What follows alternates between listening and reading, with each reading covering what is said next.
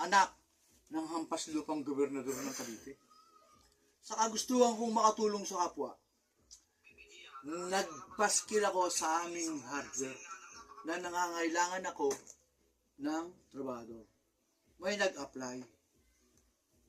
Binigyan niya ako ng dahilan. Bakit ko siya kukunin? Ang sabi niya sa akin, Boss! Boss ko, pag tinawag mo ko, kailangan lalakasan mo. Kailangan ko ng trabaho.